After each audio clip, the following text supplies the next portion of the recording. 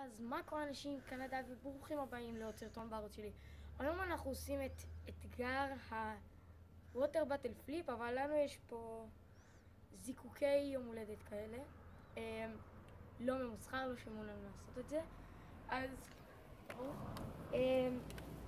הצ'אלנג' עצמו הוא, יש לנו פה כזה אזור, יש לי אזור בגינה שפשוט הוא קל להכניס בו דברים, ואם זה ייכנס על הצד אז יראו שזה בפנים. בחרנו את האזור הזה כי זה עבד פה הכי טוב, אז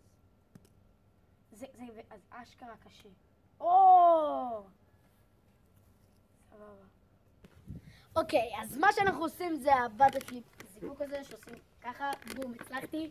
יש לנו 20 ניסיונות לעשות את זה, ומי שמצליח יותר מה-20 ניסיונות האלה מקבל לבחור מסעדה שבה המפסיד ידבר עם העובדים על פוקימון גו. אז בואו נתחיל.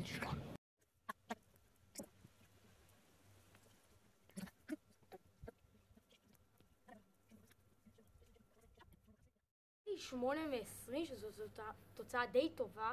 ראיתי יותר גרועות, אבל עכשיו תורו של תומר ובואו נראה איך הוא עושה.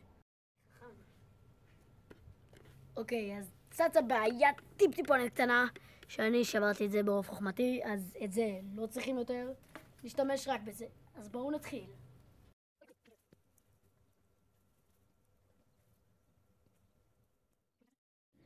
אוקיי, אז אני הגעתי לתוצאה מאוד גרועה, 3 מתוך 20, נדב עשה 8, הוא ניצח אותי, ונדב בחר שאני אלך למסעדה מקדונלדס, אז ניפגש שם.